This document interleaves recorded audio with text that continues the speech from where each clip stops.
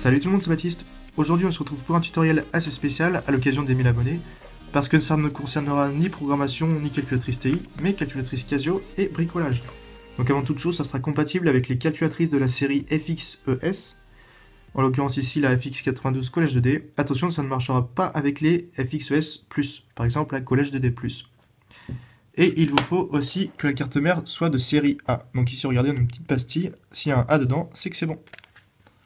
Alors maintenant, en quoi consiste ce tutoriel?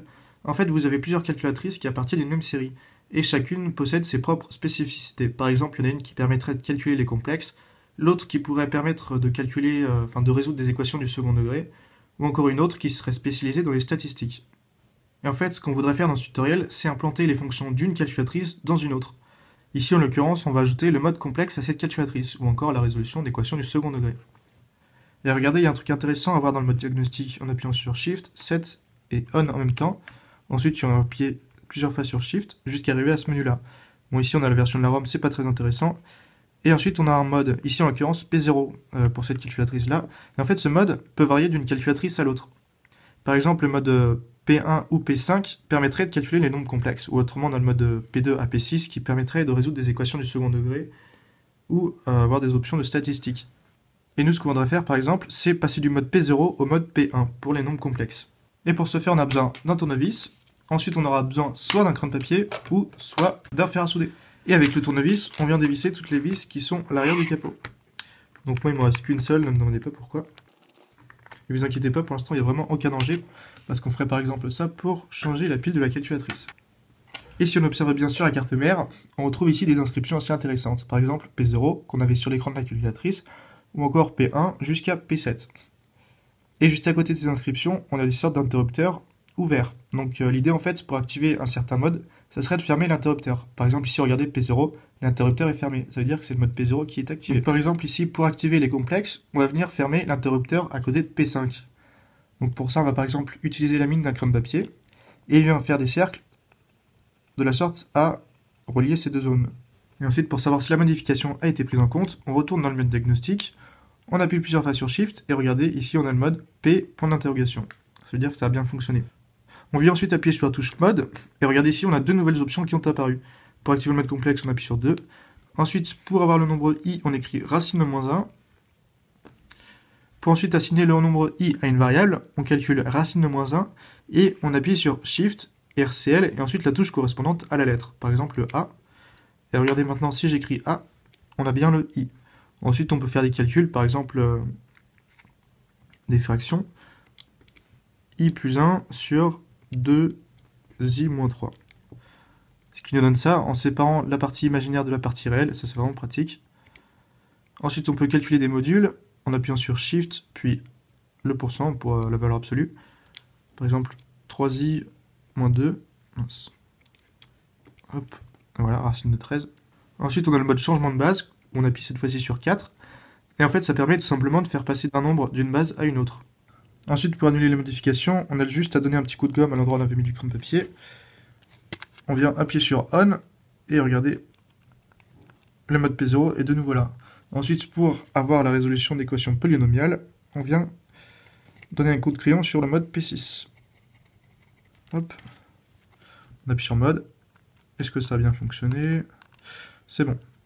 Alors maintenant, on va appuyer sur mode, puis équation pour le petit 3. Et regardez ici, on peut résoudre différentes équations. Par exemple, une équation du deuxième degré, on appuie sur la touche 3. Ensuite, on inscrit les coefficients, on appuie sur entrée. Et voilà, et d'ailleurs, ça résout même en imaginaire. Pour les équations du troisième degré, c'est exactement la même chose. On écrit les coefficients.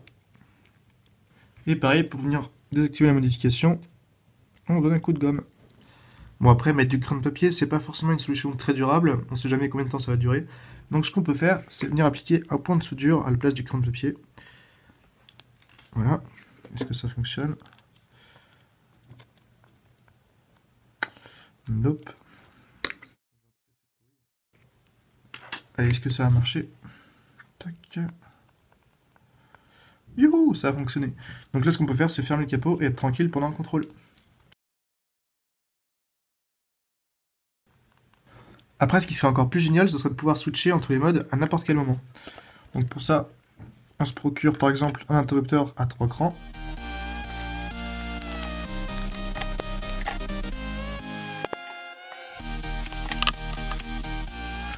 Hop. Et ce qu'on va faire, c'est prendre des fils. Hop, et en fait ces 3 fils, on va les souder à l'interrupteur.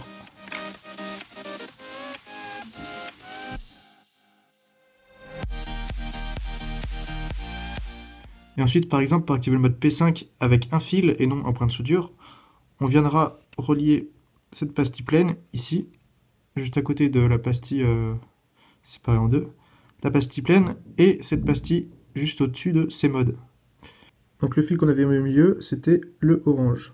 Hop, donc l'orange, on vient le mettre sur la pastille C-mode. Voilà.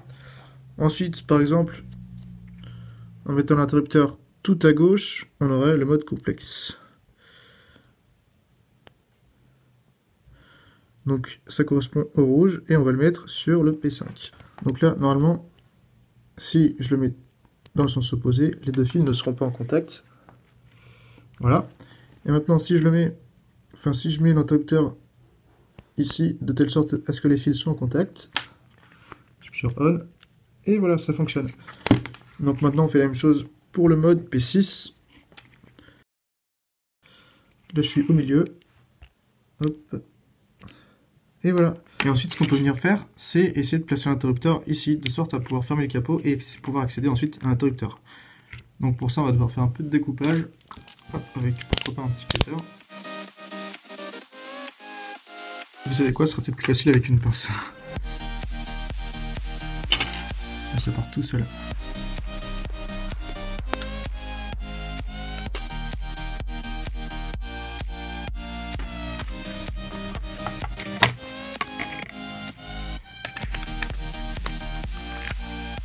Et au final, on se retrouve avec une calculatrice overcheatée. Donc déjà, vu de dessus, l'interrupteur ne ressort pas beaucoup. Ensuite, il est facilement accessible, ça c'est pas mal. Alors regardez, vu de dessous, ça donne ça. Bon, un petit peu tordu, c'est pas un souci. Ensuite, pour le mettre en mode complexe, on met tout à gauche. On appuie sur On pour appliquer la modification. Et ensuite, j'appuie sur Mode, et regardez, il est bien là. Ensuite, résolution d'équation, on le met au milieu. On appuie sur On. Voilà. Et ensuite, pour tout désactiver comme si de rien n'était, on le met tout à droite. Et voici walou. Et après, ce qui est assez génial, c'est qu'on peut calculer les complexes sous forme exponentielle. Donc pour ça, on va déjà placer sur le mode complexe avec l'interrupteur tout à gauche. Ensuite, on va venir appuyer sur Shift, puis le petit moins ici, regardez, on a un petit 7 à l'envers qui apparaît. Et en fait, ce 7 à l'envers, ça veut dire exponentielle de i fois un angle. Donc par exemple, si on veut calculer 3 exponentielle i pi sur 3, on va venir écrire 3. Puis ensuite, on met une parenthèse après le petit 7 à l'envers, et on écrit pi sur 3. Après, on peut aussi afficher les complexes sous forme d'exponentielle, donc pour ça, on met l'interrupteur au milieu. Ensuite, on appuie sur On pour appliquer les modifications.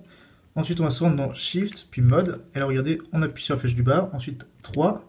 Et là, ce qui est pas mal, c'est qu'on peut soit afficher sous forme algébrique, soit sous forme exponentielle. Donc, on appuie sur le 2 pour l'exponentielle. Ensuite, on revient dans le premier mode.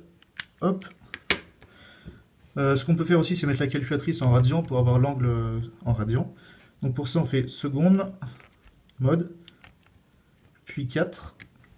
Et regardez, par exemple, si on calcule i plus 1 sur i moins 1, on a 1 exponentielle de moins 1,5 de i pi. Moi, j'espère que cette vidéo vous aura plu. Et en tout cas, merci encore pour les 1000 abonnés. Et moi, je vous dis à la prochaine pour de prochaines vidéos. Ciao, ciao!